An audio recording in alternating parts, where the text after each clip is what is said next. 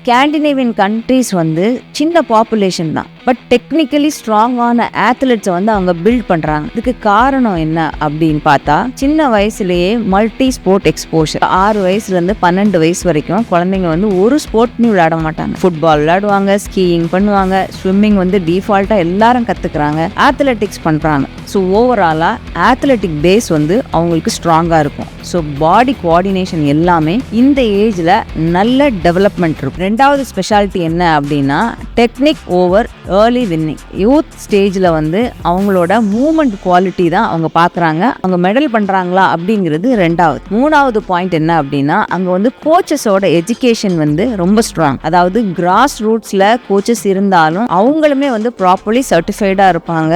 அவங்களுக்கு scientific method apply பண்ற அளவுக்கு அவங்களோட எஜுகேஷனும் ரொம்ப ஸ்ட்ராங்கா இருக்கும். நாலாவது ரொம்ப ரொம்ப இம்பார்ட்டன்ட் பாயிண்ட் என்னன்னா, அங்க ப்ரெஷர் ஃப்ரீ டெவலப்மெண்ட். ஏன்னா பேரண்ட்ஸ் வந்து இந்த ஸ்டேஜஸ்ல வந்து ரிசல்ட்டை டிமாண்ட் பண்ண மாட்டாங்க. ஒரு லாங் டேர்ம் பர்ஃபார்மன்ஸ்க்காக ஒரு ஆத்லெட் டெவலப்மெண்ட்ல தான் பேரண்ட்ஸும் ஃபோக்கஸ் பண்றாங்க. ஸோ இதுல இருந்து நம்ம லேர்ன் பண்ண வேண்டிய முக்கியமான விஷயம் என்னன்னா, ஏர்லி மெடலை விட ஏர்லி மூவ்மெண்ட் குவாலிட்டி வந்து ரொம்ப ரொம்ப இம்பார்ட்டன்ட். ஸோ சின்ன வயசுலயே ஒரு ஸ்போர்ட்ல வின் பண்றதை நோக்கி அவங்கள புஷ் பண்ண வேண்டாம். ஃபாஸ்ட் சக்சஸ் வந்து முதல்ல வந்து இம்ப்ரெசிவா இருக்கும், ஆனா ஸ்ட்ராங் ஃபவுண்டேஷன் இருந்தா லாங் டேர்ம் சாம்பியனை கிரியேட் பண்ணலாம். அதாவது சின்ன கண்ட்ரி சைஸ்னால ஸ்ட்ராங்கா இல்ல, சிஸ்டம்னால ஸ்ட்ராங்கா இருக்காங்க.